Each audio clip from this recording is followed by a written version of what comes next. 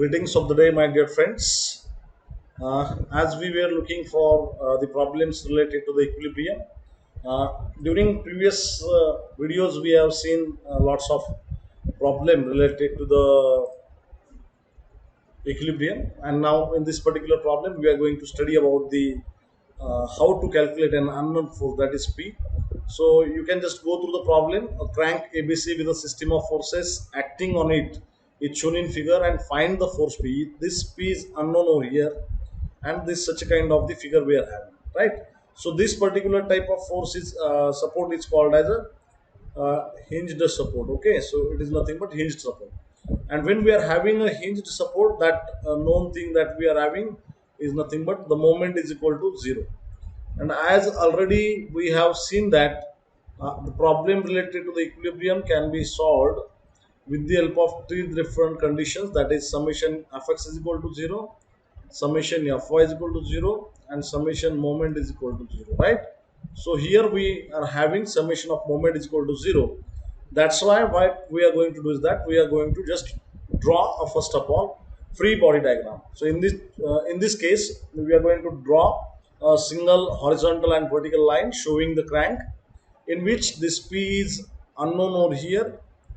Then as we know that the inclined surface or the inclined forces whichever present in the drawing, that we are resolving on the both perpendicular surface.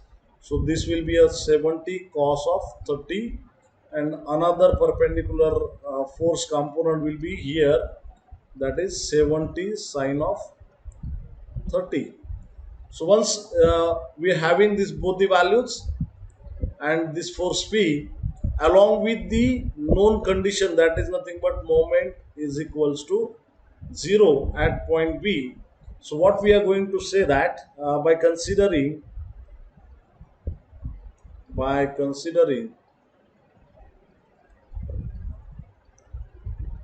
moment, summation of moment at point B is equal to 0, calculate the required value.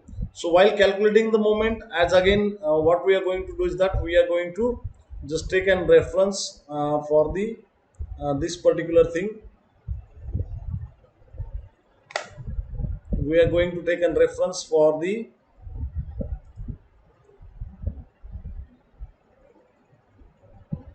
point B as a reference point, and from that we are going to solve the problem. Okay, so what we are going to do is that again keep your thumb on the point B over here, and say another point on P, and rotate your finger towards the direction of the arrow of the force. So you will get a direction that is anti-clockwise, and that's why this will be a negative one. Again if you assume second force, so that will be a 70 sine 30. Again if I keep my thumb on B point and rotate in the direction of the uh, force, so it will create an clockwise movement, and that will be called as a positive movement. The third one force which we are having is passing through the point B, and that's why this will be equals to moment as 0 due to the 70 cos 30, because this is passing through the point of action of the point. Okay, and that's why now we are going to say that 0, that is moment at B is equal to 0, into minus in bracket P into the dimension. How much is that?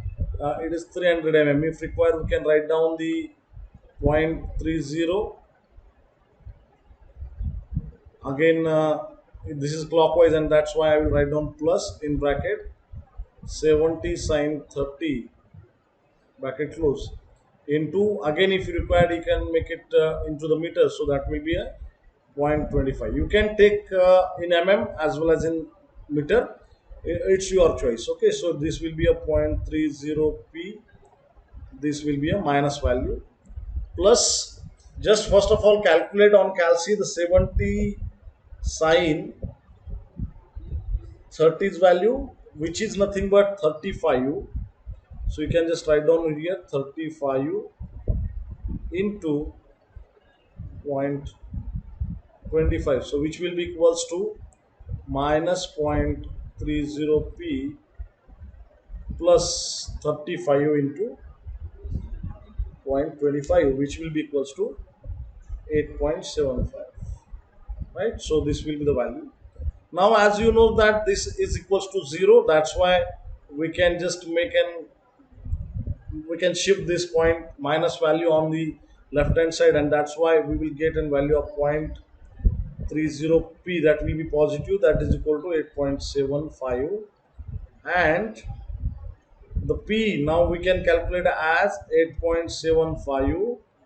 The value 0.30 was it, and multiplication over here, while going on the right hand side it will go on the denominator, so it will be a 0.30, so that will gives me the value of 29.61. This will be the answer of my question, 29.17. So that's why if required I will highlight over here, the p is equals to 29.17 kilometer. Just mark this kind of the block for this answer, and this is what we are supposed to calculate. Whenever you are solving any kind of the problem related to the equilibrium, just go and refer this 1, 2 and 3 things, and with the help of this you can just calculate the quantities whatever will be required, known or unknown values are having, that can be calculated. Okay, so hope you have understood this problem. Now we are going to see the second problem, that is related to the, we are supposed to find out the reactions at the base A and inclination theta for the telephone pole to be stable. Refer to the figure. Okay. So what we are having over here, that I am going to explain you in the next particular time. Whenever you are having, at that time you can solve this kind of the problems at your own. You can just consider this problem as a homework problem. So I will give you just a hint how this particular problems are working. Okay, so now what we are having a known value of 400 newton, which is acting towards rightward, an inclined tie surface that we are provided, that is of 600 newton, which is having an angle of theta, and we are having support at point A. From this we have to solve this particular problem. So what we are going to do is that, as already I have told you, you have to first of all show whatever active and reactive forces are there. So you can just mention RAV, and you can mention this is a RAH.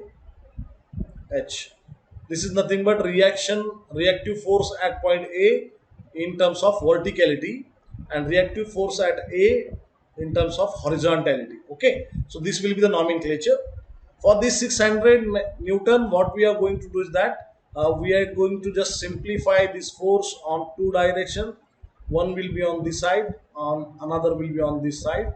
So just write down over here, first of all, this will be 600 cos of theta, and over here it will be a 600 sine of theta. Okay, so if we simplify this figure, you will have 1, 2, 3, 4 and 5 values. So now what you are supposed to do is that you are supposed to just make an summation fx is equal to 0. Just write down all the formulas, all the values, you will get an equation 1.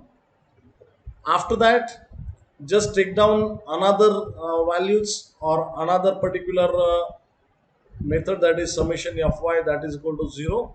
You will get another equation over here. Then simply what you are supposed to do is that you are supposed to just calculate, because see over here that what will happen that with the help of this fx and fy, you are going to get the value related to this, right? So what you are going to do is that you are going to get an RAH over here. I will just simply tell you that what you are going to get. So you are going to get over here RAH and RAV from these both the equations. Okay. So reaction at horizontal and reaction at vertical, these both the things you are going to get over here with the help of this. After that, solving this both the equation, you are supposed to find out theta value by taking the summation of moment. Okay, is equal to 0. So by using these three conditions, you will get an answer. And obviously, if you are not getting any answer from this or the following all the steps, you can just simply put me and comment on the YouTube video, so I can take this question also for your side. Okay, so next one more problem that what we are going to do is that a cantilever beam is loaded as shown in figure. How far along the beam should the vertical force be placed to keep the beam horizontal? Okay, so what it is mentioned that just calculate the value of x at which location it will be in equilibrium, right? So what we have did is that we have just simply इसमें देखिए सबसे important चीज क्या है, इसमें हम लोगों को x फाइंड आउट करना है, राइट? सो x कैसे फाइंड आउट करेंगे हम लोग कि जिस लोकेशन में summation of moment is equal to zero है, that will be a maximum limit of mx is equal to zero, right? So that's why by using this concept we can find out the particular value of x. So इसकी free body diagram कैसे निकालेंगे हम लोग? देखो, ये जो component है that components आपको सिंपली यहाँ पर दिखा देना है हॉरिजॉन्टल, उसके बाद में p आपको मालूम है, so just see show the p value over here, mention your dimension that is unknown x value, and अगर यहाँ पर देखोगे आप कि यहाँ से रोटेट होके इस पुली पे से, this is nothing but what, it is a pulley, so no any force is going to be applied over here. Simply what we are going to do is that by providing the pulley we are lifting up from this point, and that's why the point of action of the forces will be over here, and which will be of 300 newton, that is equal to w is equal to 300 newton. Okay, so like this free body diagram will be there, what we are supposed to calculate. After just making a free body diagram, what we are supposed to do is that just consider a moment at point A is equal to 0, right? Now what will be there? 0 is equal to 400 into x, which will be positive or negative, that you have to understand. This is a positive and this will be a negative. So just write down that 400 into x, that is plus, and minus 300 into 2.5. So simply the which I am going to take on left hand side minus value, that will be on left hand side, the 300 into 2.5 positive is equal to 400x. Therefore, so 300 into 2.5, if you make it 300 into 2.5, that will give you the 750 is equal to 400x. So therefore, I will write down on left hand side over here. So therefore, x is equal to, what I am going to do is that simply just keep x over here. It is multiplied by 400 over here. So make it 750 divided by 400, which will be equals to 750 divided by,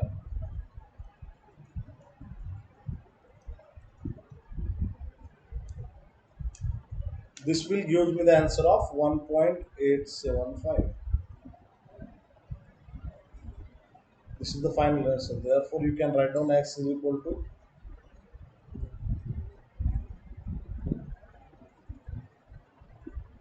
okay. So likewise, the very simple problems that we are having for a solving purpose. Hope you have understood this, all the types of the problems that we have just discussed right now. One more thing in the last thing that we are going to consider in this particular session, that is nothing but Lami's theorem. Okay, so just have an patience about this theoretical content. Once we finish it,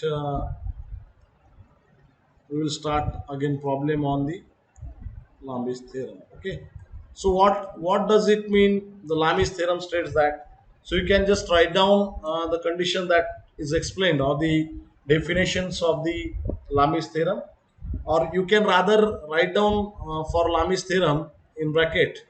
It is nothing but equilibrium of equilibrium of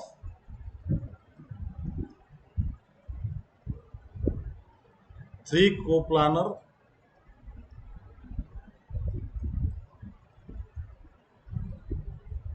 concurrent forces.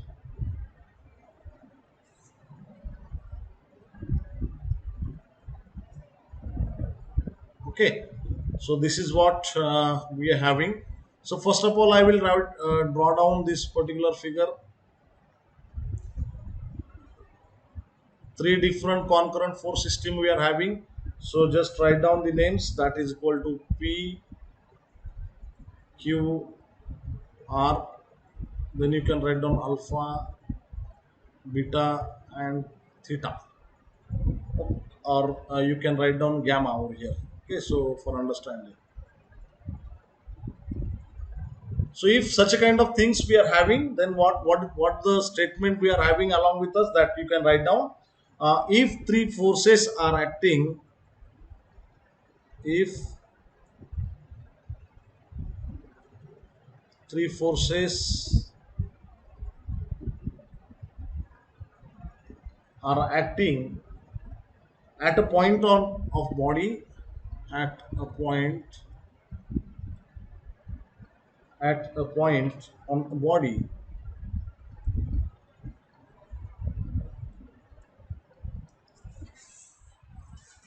of body,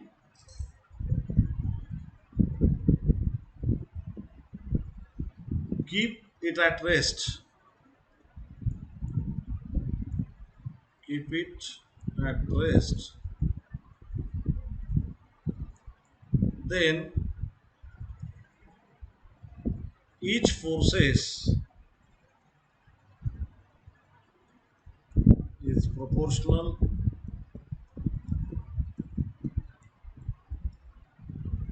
then each force is proportional to the sine of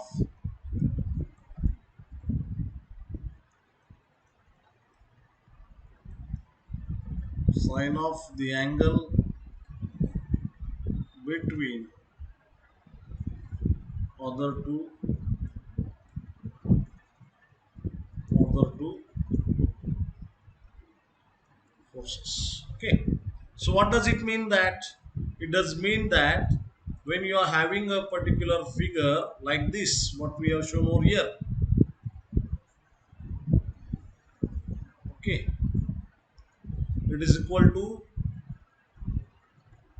P divided by this force divided by angle between other two forces. So this is Q and R is another forces, so the angle between this is alpha. So P divided by sine of alpha is equals to Q divided by beta, that is equal to Q divided by sine of beta, that is equal to R divided by sine of gamma. Okay, so like this we are having the formula, that is equal to PQR, where this particular formula or the Lami's theorem, whichever we have considered, that is limited to the particular cases. That also you can write down, which is nothing but the theorem is applicable only if there are body in equilibrium. That is first condition. The second condition is theorem is not applicable for parallel or non-concurrent forces. The theorem is not applicable for more or less than three forces or three concurrent forces, and the theorem is not applicable for non-coplanar forces. So these are four conditions, or we can say that the limitations of the Lami's theorem, that you can understand and keep in mind. Then uh, in next upcoming lecture we are going to solve some of the problems depends on the Lami's theorem. Hope you have enjoyed and understood all the things till now that we have discussed today's lecture. Thank you very much.